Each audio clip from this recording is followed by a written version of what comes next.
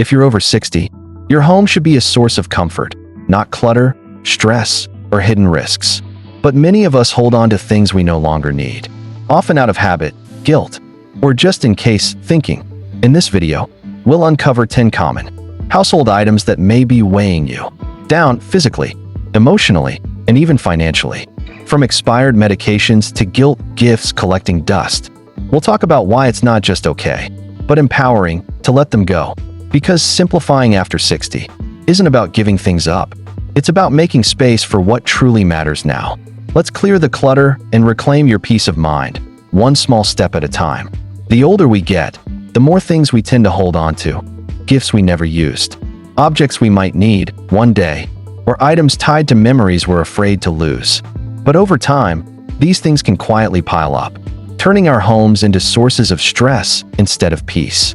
Clutter doesn't just take up space, it can affect our mood, create safety hazards, and make everyday life more difficult.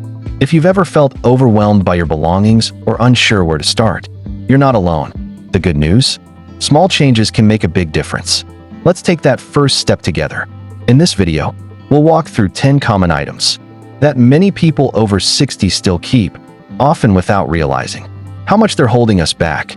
These things may seem harmless, but they can add mental clutter, physical obstacles, and emotional weight we no longer need to carry. Letting go doesn't mean losing your memories or giving up control.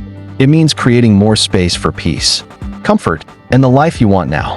By the end, you'll feel lighter, clearer, and more empowered to make decisions that truly serve you. Let's start with something simple. Item 1. Expired medications. This one could be dangerous. Let's start with something that many of us overlook: expired medications. It's one of the most common things people over 60 tend to keep, often with good intentions. Maybe the bottle isn't empty, or it was expensive, or you think you might need it again someday. It sits in the cabinet quietly, taking up space, and seems harmless enough. But here's the truth: expired medications aren't just useless, they can be dangerous. As we age, our bodies become more sensitive to what we put in them. A medication that was once safe and effective may lose its strength over time or change chemically, especially if it wasn't stored properly. That means it might not work the way it should, or worse, it might cause unexpected side effects. Taking expired prescriptions, even for common things like pain or blood pressure, can put your health at risk in ways that aren't always obvious right away. Even over-the-counter drugs can become a hazard. Expired aspirin, cough syrup, or allergy medicine might not help you when you need them most. And in an emergency, reaching for something you think will help, but doesn't, can delay proper care. That's a risk none of us should take, especially when a quick check of the expiration date could prevent it. There's also the issue of clutter. A bathroom or kitchen cabinet, packed with old pill bottles, can make it harder to find what you actually use and need. This can lead to missed doses, confusion about what's still safe, or even accidentally taking the wrong thing. When your medications are organized and up to date, managing your health feels calmer, easier, and more in control. So here's a small, powerful action step. Take 15 minutes this week to go through your medicine cabinet. Check every bottle, prescription, and over-the-counter. If it's expired, toss it properly. Many communities offer safe drug disposal locations, or you can check with your pharmacy. Don't flush medications down the toilet unless the label specifically says it's safe to do so. And while you're at it, take note of anything you're unsure about. Bring those items to your next doctor's visit or ask your pharmacist for guidance. This small act isn't just about cleaning. It's about protecting your health and your peace of mind. Letting go of expired medications may seem like a small thing, but it's actually a powerful way to take care of yourself. It sends a message: I'm prioritizing my health. I'm clearing away what no longer serves me. And that's the kind of energy we want more of, especially after 60. Item 2. Old towels and linens. If it's more scratchy than soft, let's talk about towels and linens, the ones that have been with you for years, maybe even decades. You know the ones: thin, scratchy, faded, or fraying at the edges. They've been washed so many times they've lost their softness, but somehow, they still take up space in the back of the linen closet. The truth is, you probably don't reach for them anymore. When guests come over, you avoid giving them the worn-out ones. And when you do laundry, you gravitate toward your newer, softer towels without even thinking. So why are we still holding on? Often, it's out of habit or guilt. Maybe they were a wedding gift, or you've had them since your kids lived at home. There's comfort in the familiar, even if it's no longer serving us. But just like with clothes, linens have a shelf life. When they no longer feel good to use, they stop adding value and start adding clutter. Old towels and linens can pile up quickly. They take up space in closets, drawers, and even storage bins you haven't opened in months. And they quietly contribute to that feeling of being surrounded by stuff. The kind of stuff that makes cleaning harder, organizing more frustrating, and finding what you do want more time-consuming. But here's the good news. You don't have to throw them in the trash. Many animal shelters gladly accept old towels, blankets, and bedding for the animals in their care. It's a simple way to let go with purpose, knowing something that no longer brings you comfort might still bring comfort to a dog or cat waiting for a home. If donating isn't an option, consider keeping a few for messy jobs, cleaning up spills, gardening, or even car care, and releasing the rest. Aim to keep only what you actually use and enjoy. The goal isn't a picture-perfect linen closet. It's a space that feels calm, uncluttered, and easy to manage. And here's something to consider. You deserve softness. You deserve towels that feel good against your skin and sheets that make bedtime restful. Replacing a few worn-out items with better quality ones is not a luxury, it's a form of self-care. Letting go of old linens may not seem like a big step, but it sends a powerful message. I'm making room for comfort, ease, and peace in my daily life. And that mindset can lead to even greater changes in your home and your heart. Item 3. Uncomfortable or worn shoes. Your feet deserve better than this. Shoes are one of those items we tend to keep far longer than we should, especially the ones we once loved, even if they no longer love us back. Maybe they were your go-to walking shoes from 5 years ago. Maybe they cost a pretty penny, so tossing them feels wasteful. Or maybe they carry memories, dinners out, vacations, or years of everyday life. But here's the thing, our feet change as we age, and the shoes that once felt fine can start to cause real problems. After 60, foot health becomes more important than ever. Worn-out soles, flattened insoles, or shoes that pinch or rub don't just cause discomfort, they can lead to balance issues, joint pain, and falls. And falls, especially later in life, can be life-changing. Even if you're not tripping, the wrong shoes can throw off your alignment, strain your knees or back, and drain your energy without you realizing it. If you've ever come home feeling more tired than usual after a short outing, your footwear might be the quiet culprit. Take a moment to check your closet. Pull out the pairs you haven't worn in over a year, the ones you pass over every time, because they're just a bit too tight, too stiff, or too worn. Try them on. How do they feel? Are they truly supporting you? Or are you holding on to them out of habit, guilt, or nostalgia? And then there are the shoes that are falling apart but still technically wearable. Maybe the tread is worn smooth, the heel is loose, or the cushioning is long gone. Holding on to them doesn't make you practical. It just increases the chances of a slip, twist, or unexpected ache. Here's what's truly practical. Investing in comfort, safety, and support. It doesn't mean buying dozens of new shoes. It means keeping a small rotation of reliable, comfortable pairs that work for your daily life and your changing needs. Shoes that allow you to move freely, confidently, and without pain.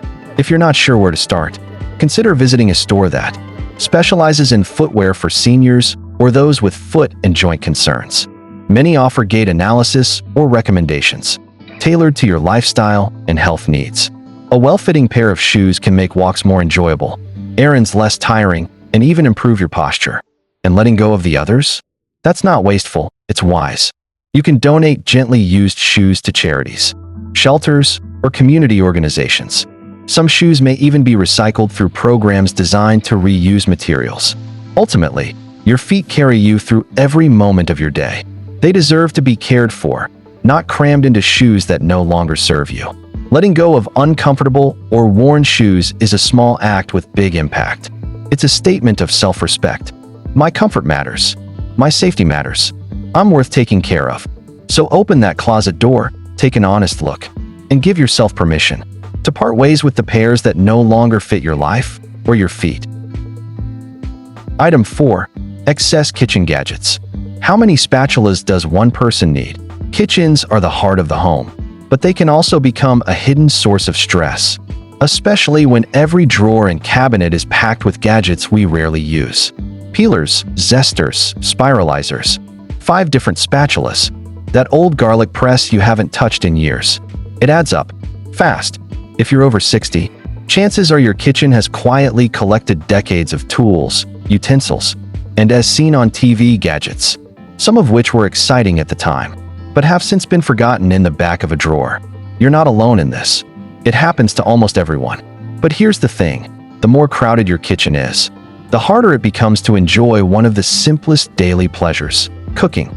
Every time you dig through a cluttered drawer to find that one reliable spatula or the measuring cup that always seems to disappear, you lose more than just time, you lose a bit of ease. That tiny moment of frustration adds up over the weeks and months. And if cooking starts to feel like a chore instead of a joy, clutter might be quietly to blame.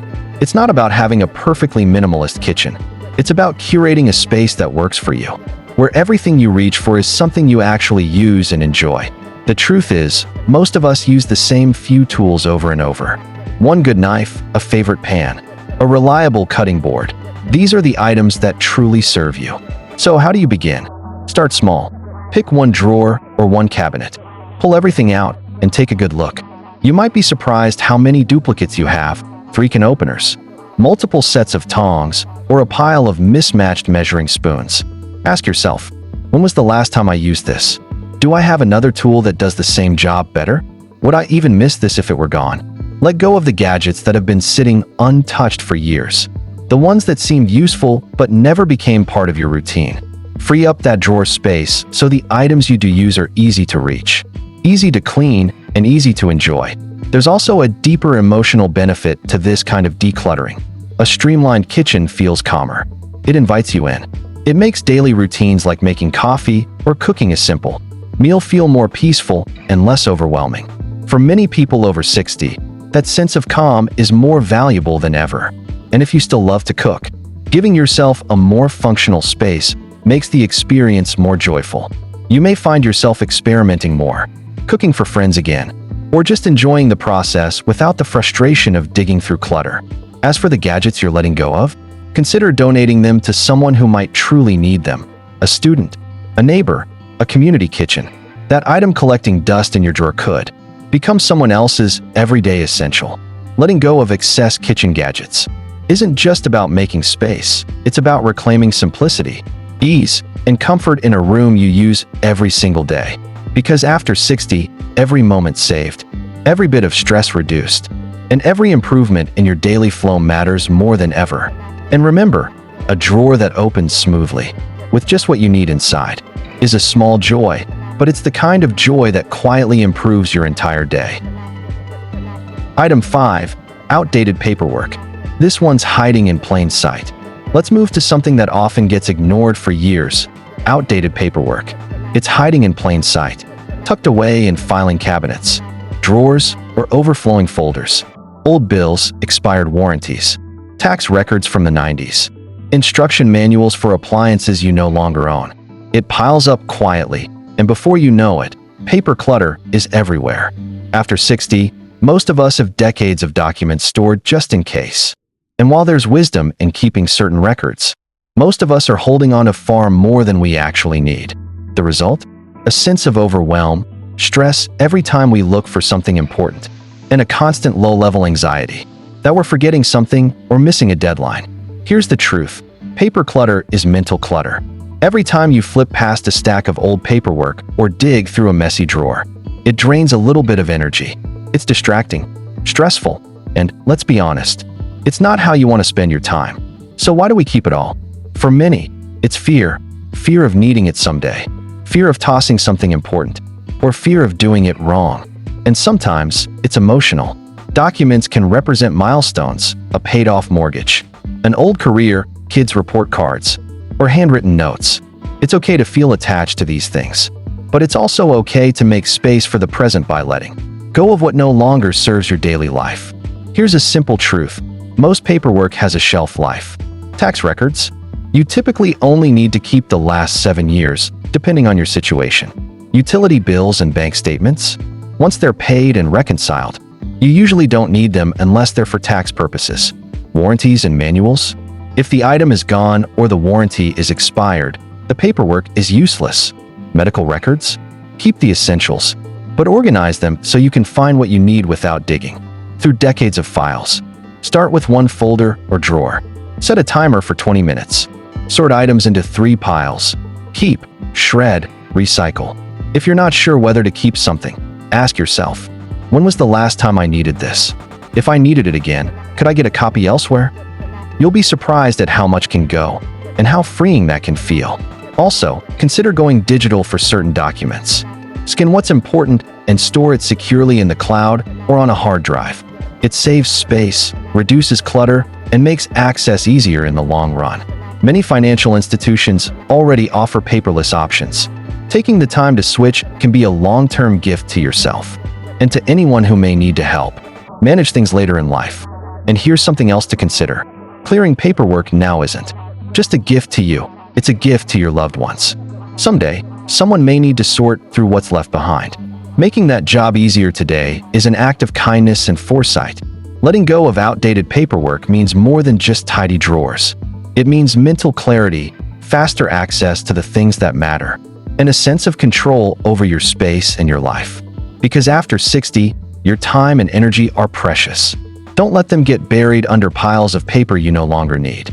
Clear it out, and give yourself the space to focus on what truly matters. Item 6. Duplicate or unused dishes. Are you still hosting dinner for 20? Take a quick look inside your kitchen cabinets. How many plates, bowls, mugs, and glasses are you really using each week? If you're like many people over 60, you probably have more dishes than you'll ever need. Leftovers from old dinner parties, sets collected over the years, or hand-me-downs from family. It makes sense. There was a time when you might have hosted holiday meals, big family gatherings, or dinner parties with friends. But if that season of life has changed, your kitchen can too. The truth is, you likely use the same few dishes over and over. A couple of favorite mugs, the same dinner plates, maybe a bowl you always reach for. The rest? They just take up space, crowd the shelves, and make everything harder to access. And it's not just about space, it's about ease and peace of mind. Digging through stacks of unused dishes to reach what you actually need adds frustration to daily life. It makes putting away the dishes more of a chore. And let's be honest, some of those extra sets haven't seen the light of day in years.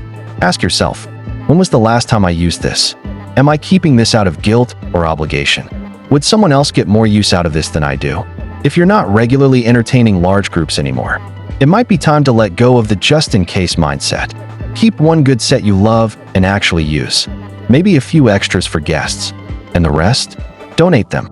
Local shelters, community kitchens, or families starting over often need dishes far more than they need to sit in a cabinet collecting dust. And what about mismatched mugs or chipped plates? If they no longer bring you joy or function, it's okay to say goodbye. Freeing up that space allows your kitchen to breathe again, and it makes everyday tasks like setting the table or emptying the dishwasher feel simpler, smoother, and more pleasant. Decluttering dishes is a small but powerful way to honor the life you're living now, not the one you used to have, or feel like you're supposed to maintain. Because the truth is, your home should work for who you are today, not for the parties you don't throw anymore, not for the guests who don't come as often, just for you. Keep what's useful, beautiful, and brings ease. Let the rest go, and enjoy the lightness that follows. Item 7. Clothes that don't fit or feel good. Clothes should serve you, not shame you. We all have them. The jeans that haven't fit in years. The blouse we're supposed to wear someday. The blazer we haven't touched since retirement. These clothes hide in the back of the closet, quietly whispering reminders of who we used to be, or who we think we should be. But here's the truth. If it doesn't fit, flatter, or feel good, what's it really doing for you? After 60, your relationship with clothing shifts. You want comfort, confidence, and ease, not zippers that dig in, waistbands that pinch, or fabrics that itch. Yet so many of us hang on to someday clothes, the ones we hope to wear again, if we lose a little weight, or the ones tied to a version of ourselves that no longer fits our lives. And it's not just about size, it's about season of life. Maybe you've retired and no longer need a closet full of office wear. Maybe your style has changed. Maybe you're simply tired of things that don't make you feel like you. So why do we hold on? Guilt, sentimentality, that nagging hope. We'll become the person those clothes were meant for. But let's be honest, every time you see those used to fit or never really liked items, they take a little emotional toll. They remind you of what you aren't wearing instead of celebrating who you are. Your closet shouldn't be a museum of past identities or future maybes. It should be a space filled with clothes that say, "This is who I am now." Clothes that feel good on your body, support your lifestyle, and make getting dressed each morning a moment of joy, not frustration. Here's a gentle place to start. Pull out anything you haven't worn in the past year. Try it on. How does it feel physically and emotionally? Ask, would I buy this today? If it doesn't fit your body or your life, let it go. And here's the best part. Letting go creates space, not just in your closet, but in your mind. You no longer have to sort through guilt or hope just to find a shirt that feels right. You can open your closet and see only clothes that work for your life now. This isn't about giving up. It's about honoring who you are today. It's about comfort over comparison, confidence over clutter, and self-respect over shoulds. And if that sounds radical, maybe it's time for a new kind of wardrobe philosophy. If it doesn't serve me, it doesn't deserve space in my life. And don't worry, your clothes won't go to waste. Consider donating to women's shelters, senior centers, or thrift stores that support community programs. Your used clothes might become someone else's just right. So go ahead, open that closet. Give yourself permission to clear the weight of the past and step fully into the now. Because after 60, you deserve to feel comfortable, confident, and at ease in every part of your life. And it starts with what you choose to wear. Item 8. Unread books you'll never get to. It's okay to let go of the guilt. Books are powerful. They carry stories, knowledge, nostalgia, even identity. And for many people over 60, they've been lifelong companions. You may have shelves full of novels you meant to read, biographies you bought on a whim, or self-help titles that once promised transformation. But here's the quiet truth. Some books are no longer serving you, just sitting there, collecting dust and quietly whispering guilt. You walk past them and think, I should really read that someday. But someday keeps moving further away. It's not that the books are bad. In fact, that might be why it's so hard to let them go. They represent good intentions, curiosity, dreams, even old versions of yourself. Maybe you were once in a book club, or maybe you used to devour a novel every week. But life changed. Your reading tastes shifted. Your priorities evolved. And that's okay. Here's a gentle reminder. You are not a failure because you didn't read every book you brought home. In fact, holding on to books you no longer feel drawn to can create mental clutter.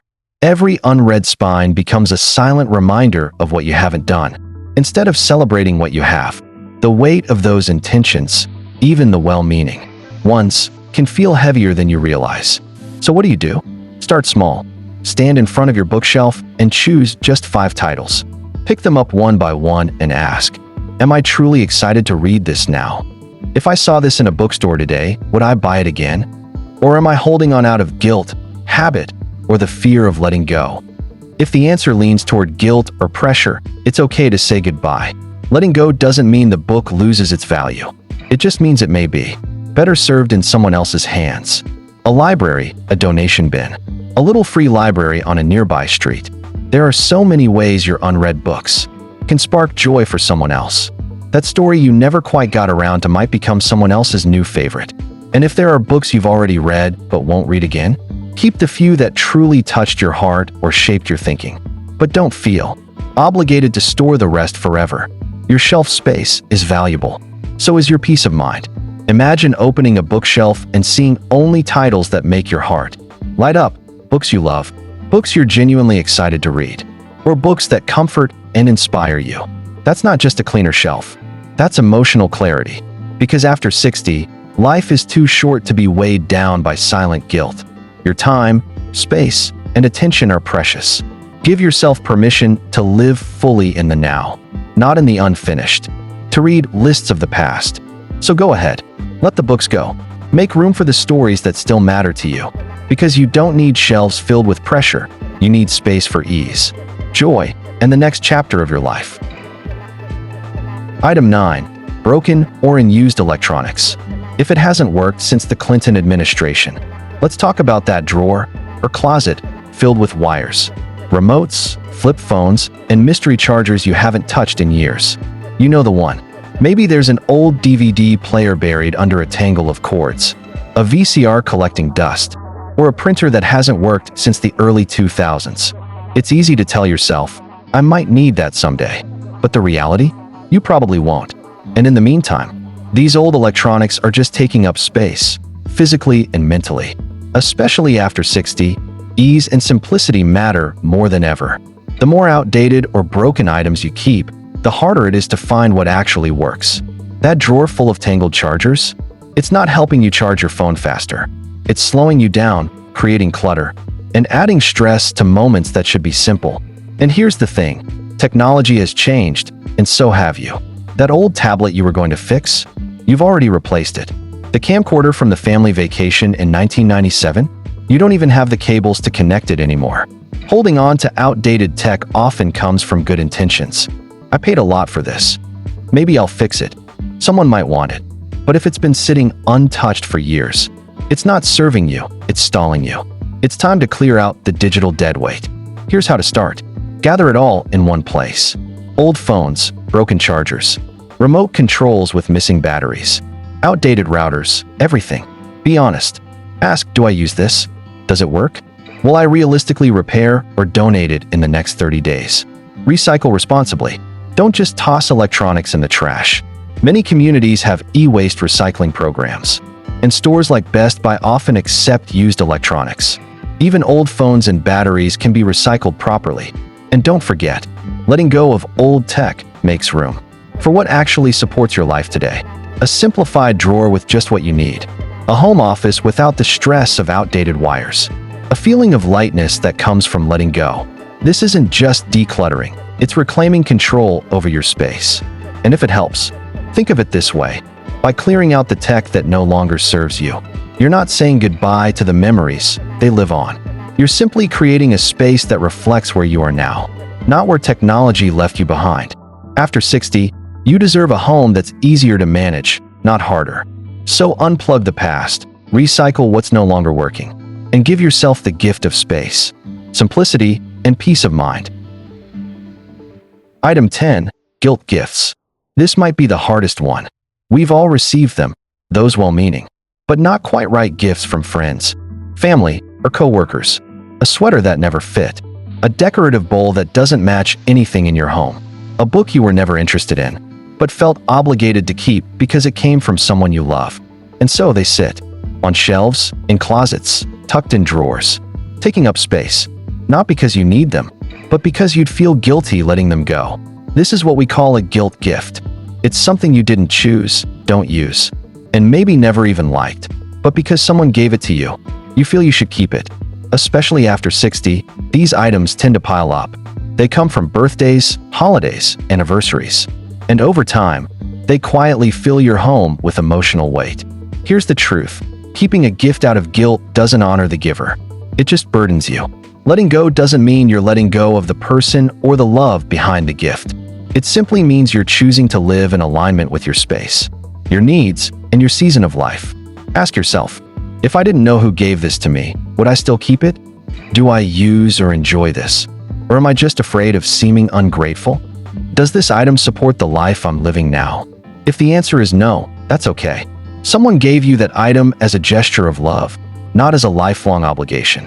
And trust me, most of the time, the giver isn't thinking about that trinket years later. They'd rather know you're living comfortably, in a space that brings you peace. You can honor the memory without keeping the item. Take a photo of the gift if it helps. Write a short note about the person who gave it to you. Then, give yourself permission to let it go, whether that means donating it, passing it on, or recycling it. And remember, your home is yours. Every item in it should either serve a purpose or bring you joy. If something does neither, and especially if it carries the heavy weight of guilt, it doesn't deserve space in your life. Letting go of guilt gifts is about reclaiming your space, your peace, and your freedom. After 60, that clarity is more valuable than any object. So breathe deeply.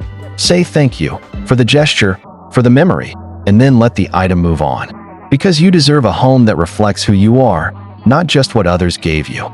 I once kept a decorative bowl my aunt gave me. It didn't match anything in my home, and I never used it, but I felt bad letting it go. Every time I saw it, I felt guilty. One day, it hit me. She gave it with love, not to burden me. Her intention was kindness, not obligation. I thanked the memory, let the bowl go, and felt free. It reminded me that love isn't tied to things, it lives in the moments, not the objects. Holding on out of guilt only clutters our space and our hearts. Letting go doesn't erase the love, it makes room for peace. Clearing out these 10 things isn't just about tidying up, it's about reclaiming your space, your time, and your peace of mind. Every item you choose to release lifts a little weight off your shoulders and creates room for ease, clarity, and comfort. You're not just letting go of clutter, you're making space for what truly matters now. After 60, your home should support the life you're living today, not the one you used to have or thought you needed. Small changes add up to big freedom. What's one item in your home you've been meaning to let go of, but just haven't yet? Tell me in the comments. I'd love to hear your story, and you might inspire someone else to finally let go, too. If this helped you rethink even one thing you're holding on to, give it a thumbs up and subscribe. There's plenty more where this came from. Simple, thoughtful advice to help you live lighter, with more clarity and ease after 60.